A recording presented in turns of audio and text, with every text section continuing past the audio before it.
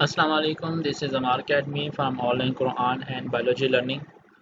बच्चों, आज हम 9th क्लास की बायो के साथ आपके सामने हाजिर हैं और आज का जो हमारा टॉपिक है वो हमारे पास है माइटोसिस। इससे पहले हमने सेल साइकिल स्टार्ट किया था और सेल साइकिल की दो स्टेजेस जो होती हैं जिसमें इंटरफेज और माइटोटिक फेज़ थी। इंटरफेज को हमने डिटेल में स्टडी कर लिया था। यही आपके सामने साइकिल है जिसमें G1 phase, G naught phase, S phase, G2 phase, इनको हमने स्टडी कर लिया था। हमारी एक फेज़ रह गई थी जो थे हमारे पास माइटोटिक फेज़ है। आज हमने इसको स्टार्ट करना है। तो इसको स्टार्ट करने से पहले बच्चों, अगर आप मेरे चैनल में नए हैं तो मेरे चैनल को सब्सक्राइब कर लें, बेल आइकन को ऑन कर लें और अपने फ्रेंड्स और फैमिली मेम्बर्स को शेयर करें ताकि वो भी जो है बायो भी पढ़ सकें और कुरान नाज़रा भी पढ़ सकें। तो चलो बच्चों, हम अपना टॉपिक स्टार्ट करते हैं और आज हम लेके आए हैं, आज हमने यहाँ तक हमने रीडिंग कर लिए थे बॉक्स तक। जी नोट फेज़ हम कंप्लीट पढ़ चुके हैं और आज हमारे पास है वो है माइटोसिस।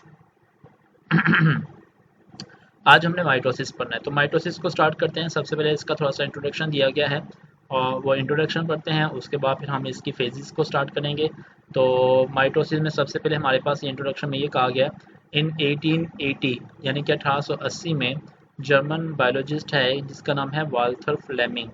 वाल्थर फ्लेमिंग ने सबसे पहले ये ऑब्जर्व किया, क्या ऑब्जर्व किया, डेड इन अ डिवाइडिंग सेल्स, एक डिवाइड होते हुए सेल्स को उसने ऑब्जर्व किया। ठीक है। Nucleus passes through a series of changes which he called mitosis। इसको बच्चों आप ज़रा पॉइंट आउट कर लें, यहाँ से यहाँ तक ये माइटोसिस के बारे में बता रहा है। कह रहा है कि इसमें क्या होता है कि न्यूक्लियस में तब्दीलियाँ आती हैं और ये जो न्यूक्लियस में तब्दीलियाँ आती हैं सीरीज़ के हिसाब से, इसको हम कहते हैं mitosis. Mitosis is the type of the cell division in which a cell divides into two daughter cells, each with the same number of chromosomes ever present in the parent cells। यहाँ तक की definition है। तो ये definition को भी आप point out कर लें, यहाँ से लेकर माइटोसिस से लेके पेरेंट सेल्स तक, यहाँ तक आप इसको अंडरलाइन कर लें या पॉइंट आउट कर लें और इसके ऊपर हेडिंग दे दें डिफाइन माइटोसिस। ये डिफाइन माइटोसिस यानी कि माइटोसिस की डेफिनेशन है। तो डेफिनेशन में वो ये कहना चाह रहा है कि माइटोसिस एक ऐसी सेल डिवीजन है जिसमें दो डॉटर सेल्स बनते हैं, एक सेल से दो डॉटर सेल्स बनते हैं और इसमें जो दो डॉटर सेल्स बनते हैं उनमें उनके अंदर जो नंबर ऑफ क्रोमोसोम्स है उनकी तादाद उतनी ही होती है जितनी के पेरेंट सेल्स में होती है। ठीक है। मतलब ये है कि अगर पेरेंट सेल्स में 46 नंबर ऑफ क्रोमोसोम्स हैं तो जो नए दो बनने वाले डॉटर सेल्स हैं उनके अंदर भी 46 क्रोमोसोम ही होंगे। ठीक है, ये इसका मतलब है। तो ये माइटोसिस की डेफिनेशन थी, इसको आपने अंडरलाइन कर लिया। अब हम आगे चलते हैं। आगे वो कह रहा है कि mitosis occur only in eukaryotic cells. ये जस्ट और जस्ट माइटोसिस किस में होती है? यूकैरियोटिक सेल्स में होती है। In multicellular organism the somatic cells undergo mitosis. जो मल्टीसेलुलर जानदार है उसमें जो उनके जो सोमैटिक सेल्स होते हैं उनमें माइटोसिस होती है। अच्छा, अब मैं आपको यहाँ पे ये बताता हूँ, दो टाइप के सेल्स हमारी बॉडी में होते हैं, एक हम कहते हैं सोमैटिक सेल्स और एक को हम कहते हैं जर्म लाइन सेल्स। और ये जो माइटोसिस है ये सोमैटिक सेल्स में होती है। सोमैटिक सेल्स कौन से सेल्स होते हैं?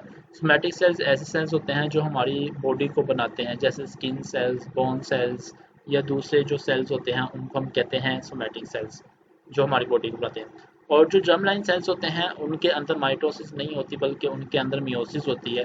और जर्म लाइन सेल्स जो हैं वो वाले सेल्स होते हैं जो कि रिप्रोड्यूस करने वाले सेल्स होते हैं। ठीक है, उनको हम कहते हैं।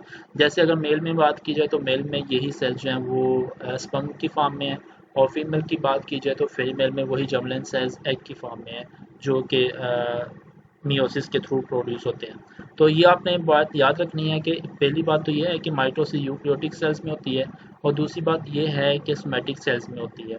आगे कह रहा है prokaryotic cells undergo a process similar mitosis called binary fission. जो प्रोकैरियोटिक सेल है उसमें माइटोसिस नहीं होती लेकिन उस जैसा एक प्रोसेस होता है और उस प्रोसेस को हम नाम देते हैं binary fission. They don't undergo proper mitosis, इसमें प्रॉपर माइटोसिस नहीं होती। वाई, क्यों नहीं होती, उसकी क्या रीज़न है कि क्यों उसमें माइटोसिस नहीं होती? तो बच्चों इसका आंसर ये है, there is not proper mitosis in prokaryotic cell because there is not present in the nucleus, क्योंकि उसमें न्यूक्लियस नहीं होता। तो न्यूक्लियस ना होने की वजह से उसमें प्रॉपर माइटोसिस नहीं होती। इसका आंसर अभी इस बॉक्स में आएगा आगे, तो आगे आपको इसका आंसर जो ना वो वहाँ पॉइंट आउट करूँगा। आपने ये याद रखना है, ये क्वेश्चन याद रखना है, वाई ऐसा क्यों है, ये इंशाल्लाह मैं आपको इसका आंसर बताऊँगा। अब हमारे पास ये है कि फेजेस ऑफ माइटोसिस है, तो फेजेस ऑफ माइटोसिस दो किस्म की हैं, वो हम पढ़ेंगे। The process of mitosis is complex, ये बहुत कम्प्लेक्स होता है, पेचीदा होता है, एंड हाईली रेगुलेटेड, और बहुत मुनज़्ज़म तरीके से होता है ये। They are two major phases, इसकी दो फेजेस हैं। एक तो हम कहते हैं division of nucleus known as karyokinesis. जी, डिवीजन ऑफ न्यूक्लियस को ब्रैकेट में कर लें, और इसका मतलब ये है कैरियोकाइनेसिस, यानी कि न्यूक्लियस की डिवीजन होना। और दूसरा हमारे पास है division of cytoplasm known as the cytokinesis, और इसको भी आप ब्रैकेट में कर लें। साइटोकाइनेसिस का मतलब है कि साइटोप्लाज्म की डिवीजन होना। तो दो फेजेस पे मुश्तमिल है, एक हमारे पास है कि न्यूक्लियस का डिवाइड होना, और दूसरा हमारे पास है कि साइटोप्लाज्म का डिवाइड होना। और सबसे पहले न्यूक्लियस कैसे डिवाइड होता है, यानी कि कैरियोकाइनेसिस को हम डिटेल में पढ़ेंगे। उसके बाद फिर साइटोप्लाज्म कैसे डिवाइड होता है, यानी कि साइटोकाइनेसिस को हम डिटेल में पढ़ेंगे। तो कैरियोकाइनेसिस की मजीद सब फेजेस हैं, जिसको हम प्रोफेज, मेटाफेज, एनाफेज कहते हैं। तो ये कैरियोकाइनेसिस लिखा हुआ है। Division of nucleus is further divide into four phase, इसको मजीद फोर फेज में डिवाइड किया गया है। नंबर 1 प्रोफेज है, नंबर 2 मेटाफेज है, नंबर 3 एनाफेज है, नंबर 4 टीलोफेज है। ठीक है, तो ये चार फेज में इसको दिया गया है। सबसे पहले हम प्रोफेज की बात करेंगे कि प्रोफेज क्या होता है। तो बच्चों, प्रोफेज को स्टार्ट करने से पहले मैं आपको कुछ समझाना चाहता हूँ। तो ये बॉक्स है, और इस बॉक्स में ये है कि आप क्वेश्चन लिख लें, differentiate between the somatic cells and germ line cells. यहाँ पे एक क्वेश्चन लिखे, difference between somatic cells and germ line cells, somatic cells और जर्म लाइन सेल्स में क्या फ़र्क होता है। ठीक है, ये क्वेश्चन लिखने के बाद इसका आंसर लिखा हुआ है कि सोमैटिक सेल दूर फ्रॉम द बॉडी ऑर्गेनिज्म, जो जानदार की बॉडी को बनाते हैं, while the germ line cells वो होते हैं जो कि गमीट्स बनाते हैं। और गमीट्स मैंने आपको बता चुका हूँ। Somatic cell undergo mitosis, somatic cells में माइटोसिस होती है, जबकि जर्म लाइन सेल में मियोसिस होती है। ये आपको पहले ही मैं बता चुका हूँ। ठीक है, तो इसका क्वेश्चन भी बता चुका है, ये आपको समझ आ गई। अच्छा, अब ये है कि ये जो प्रोफेज है, प्रोफेज को स्टार्ट करने से पहले मैं आपको कुछ समझाना चाहता हूँ। मैंने आपको कल कहा था स्पिंडल फाइबर्स का, तो स्पिंडल फाइबर्स मैं आपको बताना चाहता हूँ कि स्पिंडल फाइबर्स क्या होते हैं। तो बच्चों, ये देखें, ये स्पिंडल फाइबर्स हैं। यहाँ पे ये है कि ये सेंट्रियोल होता है, और सेंट्रियो एक ये पोल होता है, दो सेंट्रियोल डिवाइड होते हैं, एक ये पोल होता है सेंट्रियोल, दो सेंट्रियोल होते हैं यहाँ पे। और इसमें से कुछ थ्रेड लाइक स्ट्रक्चर्स निकलती हैं, जैसे कि ये जो बाहर की तरफ स्ट्रक्चर निकली हैं, इनको हम एस्ट्रल कहते हैं। ये एस्ट्रल माइक्रोट्यूब्यूल है। ठीक है, एस्ट्रल माइक्रोट्यूब्यूल, इसका काम क्या होता है, इसका काम ये होता है कि सेल मेम्ब्रेन के साथ इसको होल्ड करना। ठीक है, ये होता है। उसके बाद फिर आपको यहाँ पे एक ये लाइट ग्रीन नज़र आ रही हैं लाइंस, और एक डार्क ग्रीन नज़र आ रही है। जो लाइट ग्रीन है उनको हम कहते हैं पोलर माइक्रोट्यूब्यूल, ये पोलर माइक्रोट्यूब्यूल होते हैं। ठीक है, पोलर माइक्रोट्यूब्यूल। और इसके अलावा जो आपको डार्क ग्रीन नज़र आ रही है, उनको हम कहते हैं कनाइटोकोर माइक्रोट्यूब्यूल। वो कनाइटोकोर फाइबर भी कहते हैं इनको, और कनाइटोकोर माइक्रोट्यूब्यूल भी कहते हैं। तो ये पोलर माइक्रोट्यूब्यूल हैं, जो आपको लाइट ग्रीन नज़र आ रही है अंदर की तरफ, और जो आपको डार्क ग्रीन नज़र आ रही हैं उनको हम कनाइटोकोर माइक्रोट्यूब्यूल भी कहते हैं, या कनाइटोकोर फाइबर भी कहते हैं।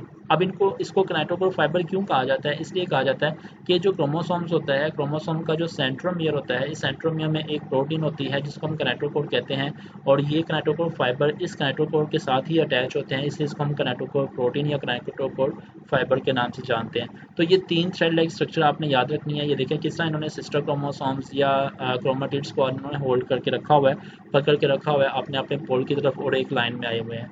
ये फेज़ कहलाती है मेटाफेज़, इसको हम बाद में डिस्कस करेंगे। फिलहाल अभी आपने ये याद रखना है कि एस्ट्रल क्या होते हैं। ये एस्ट्रल है, जो बाई की तरफ होते हैं, ये सेल मेम्ब्रेन के साथ अटैच होते हैं। उसके अलावा फिर यहाँ पे ये है कि ये पोलर माइक्रोट्यूब्यूल है, जो लाइट ग्रीन कलर के आपको फाइबर नज़र आ रहे हैं, और जो डार्क ग्रीन कलर के फाइबर नज़र आ रहे हैं उसको हम कनाइटोकोर माइक्रोट्यूब्यूल कहते हैं। ठीक है, ये आपने याद रखना है। और यहाँ पे ये देखिए लिखा हुआ है सेंटर है, माइक्रोट्यूब्यूल ऑर्गेनाइजिंग सेंटर। ये माइक्रोट्यूब्यूल का सेंटर है, जिसको हम सेंट्रियोल के नाम से भी जानते हैं। तो ये स्पिंडल फाइबर्स इन्हीं को कहते हैं। अब जब ये स्पिंडल फाइबर्स बनते हैं तो न्यूक्लियस नहीं होता, न्यूक्लियस गायब हो जाता है। इस चीज़ का भी आपने ख्याल रखना है। ठीक है, आपको याद होना चाहिए कि न्यूक्लियस गायब हो जाता है। तो ये बच्चों, मैं आपको कुछ बताना चाह रहा था कि एस्ट्रल क्या होते हैं, पोलर माइक्रोट्यूब्यूल्स क्या होती हैं, कनाइटोकोर माइक्रोट्यूब्यूल्स क्या होती हैं, तो कनाइटोकोर क्या होती है, तो इन्हीं को हम कहते हैं स्पिंडल फाइबर। ये स्पिंडल फाइबर्स हैं, इनको आपने याद रखना है। अब हम चलते हैं अपने टॉपिक की तरफ और मज़ीद इसको अंडरस्टैंड करते हैं। तो प्रोफेज है, प्रोफेज स्टार्ट करने से पहले आपको बता चाहता हूँ वो जो चीज़ बताना थी। अब आगे चलते हैं, रीडिंग करते हैं। Normally the genetic material in nucleus in a loose thread like form called chromatin. जी, वो कह रहा है कि जब जेनेटिक मटेरियल होता है जिसमें जो कि क्रोमोसोम की फॉर्म में होता है, वो कहाँ पे होता है, वो थ्रेड लाइक स्ट्रक्चर में आ जाता है, धागेनुमा स्ट्रक्चर में आता है, और उसको हम क्रोमाटिन कहते हैं। क्रोमाटिन बारीक सा थ्रेड लाइक स्ट्रक्चर्स होता है। उसके अलावा फिर वो कह रहा है कि at the onset of prophase, जैसे ही प्रोफेज स्टार्ट होती है, ऑनसेट का मतलब होता है स्टार्ट होना, शुरू होना, जैसे ही प्रोफेज शुरू होती है chromatin condenses into highly ordered structure called chromosomes. तो कहते हैं कि जो क्रोमाटिन है वो कंडेंस होते हैं और ये क्रोमोसोम्स की शक्ल ले लेते हैं, जैसे आपको यहाँ पे ब्लू कलर में नज़र आ रहा है, ठीक है, इसकी शक्ल ले लेते हैं। पहले ये थ्रेड लाइक होते हैं, तो इनको हम क्रोमोसोम्स कहते हैं। Since genetic material all has already duplicate, क्योंकि जेनेटिक मटेरियल यानी कि क्रोमोसोम पहले ही डुप्लीकेट हो चुका था। कहाँ पे डुप्लीकेट हुआ था? एस फेज में। Each chromosome is made up of 2 sister chromatids. अब ये क्रोमोसोम्स किसमें हो गया? 2 सिस्टर क्रोमाटिड्स पे हुआ, और यही सिस्टर क्रोमाटिड्स है जो आपको यहाँ पे, इसको आप क्रोमोसोम्स कह लें या इसको सिस्टर क्रोमाटिड्स कह लें, ये एक ही चीज़ है। पहले एक अकेला अकेला था, वो मैं आपको पिछले लेसन में आपको बता चुका हूँ और आप पढ़ चुके हैं, और अब ये डबल हो चुके थे एस फेज में, और इसलिए इसको हम कहते हैं सिस्टर क्रोमाटिड्स, क्योंकि दो एक जैसे होते हैं इसलिए। अच्छा, अब वो आगे कह रहे हैं नेक्स्ट कि each chromosome is made up of 2 sister chromosome bound together at the same centromere, और ये दोनों अटैच होते हैं, बाउंड होते हैं, किससे बाउंड होते हैं? एक ही सेंट्रोमेयर के साथ। Each centromere also has kinetochore at the centromere. जी, वो कह रहे हैं कि हर सेंट्रोसोम जो है उसके पास एक काइनेटोकोर क्या होती है? प्रोटीन होती है, जो कि सेंट्रोमेयर के पास होती है। और वो सेंट्रोमेयर प्रोटीन क्या करती है कि वो ये जो काइनेटोकोर फाइबर हैं इनको अपने साथ अटैच करती है। ये देखें काइनेटोकोर फाइबर, ये जो प्रोटीन आपको पिंक कलर में नज़र आ रही है, और इसको इसने काइनेटोकोर फाइबर को अपने साथ अटैच किया हुआ है, तो वो उसी की वजह से अटैच है। ईच क्रोमोसोम आल्सो, ठीक है, हो गया। कैनाटोकोर इज अ कम्प्लेक्स प्रोटीन। जी, ये ब्रैकेट में कर लें, कैनाटोकोर के बारे में बता रहा है, कह रहा है kinetochore is a complex protein structure. इसका जो स्ट्रक्चर बहुत ही कम्प्लेक्स है, और point of where spindle fibre attach, और ऐसी जगह है जहाँ पे स्पिंडल फाइबर अपने आप को अटैच करते हैं। तो ये समझ आ गया आपको कैनाटोकोर क्या होता है और स्पिंडल फाइबर अपने आप को कहाँ पे अटैच करते हैं। अब मैंने आपको जो एक क्वेश्चन आपको कहा था कि जो क्वेश्चन अभी पूछा था, ये देखें, ये वाला question, they don't undergo proper mitosis why, यानी कि प्रोकैरियोटिक सेल जो हैं उनमें प्रॉपर माइटोसिस नहीं होती, उसकी क्या वजह है? वाई, क्यों नहीं होती? तो उसका आंसर बच्चों ये है, ये वाला बॉक्स आप यहाँ पे उसका आंसर लिख सकते हैं। वो कह रहा है कि प्रोकैरियोट डोंट है प्रॉपर न्यूक्लियस, इनके पास क्योंकि प्रॉपर न्यूक्लियस नहीं होता, और प्रॉपर न्यूक्लियस ना होने की वजह से डोंट फॉर्म स्पिंडल फाइबर, इसमें स्पिंडल फाइबर नहीं बनते। डैट इज़ वाई, इस वजह से cell division is not called mitosis, इसको हम इसकी डिवीजन को हम क्या कहेंगे? माइटोसिस नहीं कहेंगे। तो उसको एक अलग से नाम दिया जाता है जिसको हम कहते हैं क्या, वो एक अलग नाम है, ठीक है। अच्छा, अब हम आगे चलते हैं, नेक्स्ट रीडिंग करते हैं। देयर आर 2 सेंट्रियोल, 2 सेंट्रियोल होते हैं अपने अपने पोल की तरफ, वो आपको बता चुका हूँ। क्लोज टू द न्यूक्लियस, जो न्यूक्लियस के पास होते हैं। और ये चैप्टर नंबर 4 आप अपना याद कर ले, आपको याद आ जाएगा सेंट्रियोल जो आपने पढ़ा था, एक ऑर्गेनेलिस। ईच सेंट्रियोल डुप्लीकेट, हर एक सेंट्रियोल भी डुप्लीकेट होता है, 2 होते हैं, एंड दस 2 डॉटर क्रोमोसोम्स आर फॉर्म, और 2 डॉटर क्रोमोसोम्स बन जाते हैं। Both chromosome migrate into the opposite pole and cells here they give rise to the microtubule by joining the tubulin protein present in the cytoplasm. तो कहते हैं microtubule बनती है। आगे डेफिनेशन है वो पॉइंट आउट करें, ये मैं वैसे आपको बता चुका हूँ, लेकिन अब आपको पॉइंट आउट करना चाह रहा हूँ। एक डेफिनेशन है स्पिंडल फाइबर की, microtubule thus form called spindle fibres, complete set of the spindle fibre known as the mitotic spindle, ठीक है। ये डेफिनेशन दोनों आपने अंडरलाइन कर ली। उसके बाद by this time nucleus and nuclear envelope have degraded, spindle fibres have invaded the central space. अच्छा, अब ये वो जो कहना चाह रहा है इसको आपने ज़रा गौर से सुनना है कि एक सेंट्रियोल इधर था, एक सेंट्रियोल इधर था, इस सेंट्रियोल से भी ये थ्रेड लाइक स्ट्रक्चर निकली और ये फैल गई, इस सेंट्रियोल से भी ये थ्रेड लाइक स्ट्रक्चर निकली ऊपर नीचे और फैल गई। और अब वो कह रहे हैं, तो एक तो आपने स्पिंडल फाइबर की डेफिनेशन पढ़ी, ये सारी स्पिंडल फाइबर्स हैं, और इन सब को कलेक्टिवली कॉल्ड कहा जाता है माइटोटिक अपरेटस। ये यानी कि माइटोटिक अपरेटस है जो माइटोसिस में हेल्प करते हैं, ठीक है, प्रोफेज में, इसलिए इसको माइटोटिक अपरेटस कहा जाता है। तो ये 2 चीज़ें थी, और एस्टर हो गए। अच्छा, अब ये है कि इनको माइक्रोट्यूब्यूल क्यों लगाया गया है? पोलर माइक्रोट्यूब्यूल है यहाँ पे, कैनेटोकोर माइक्रोट्यूब्यूल है यहाँ पे, और एस्ट्रल माइक्रोट्यूब्यूल है यहाँ पे। इसलिए इसको माइक्रोट्यूब्यूल कहा जाता है क्योंकि इसके ये एक प्रोटीन से बने हुए हैं, और उस प्रोटीन का नाम है माइक्रो ट्यूब्यूलिन। वो ट्यूब्यूलिन से ये बने हुए हैं, इसलिए इसको हम कहते हैं माइक्रोट्यूब्यूल। अब माइक्रो क्यों कहा जाता है? माइक्रो इसलिए कहा जाता है क्योंकि ये बहुत स्मॉल होते हैं, छोटे होते हैं, इनको देखने के लिए हमें माइक्रोस्कोप की ज़रूरत होती है, इसलिए इसको हम माइक्रो कहते हैं। और ट्यूब्यूल इसलिए कहते हैं क्योंकि ये एक प्रोटीन से बने होते हैं जिस प्रोटीन का नाम है ट्यूब्यूलिन। तो ये आपने बच्चों याद रखना है, ठीक है, यही डेफिनेशन थी वहाँ पे। अब हम चलते हैं next. In highly vacuolated plant cell, जब हम प्लांट सेल्स की बात करेंगे तो प्लांट सेल्स में सेंट्रियोल नहीं होते।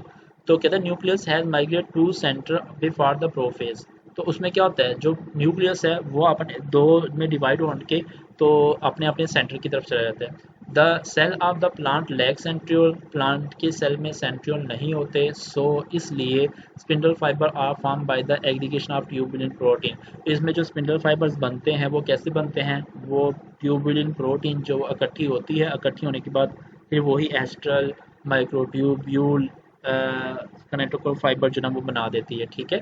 तो इसमें क्योंकि सेंट्रियोल नहीं होता, सेंट्रियोल नहीं बनाता बल्कि ट्यूबुलिन प्रोटीन बनाती है on the surface of the nuclear envelope during prophase. और ये कब बनाती है, प्रोफेज के दौरान बनाती है, ड्यूरिंग प्रोफेज बनाती है न्यूक्लियर इन्वेलप के बिल्कुल पास साथ, ठीक है। तो इस तरीके से बनता है। अगर आपको ये क्वेश्चन आ जाए कि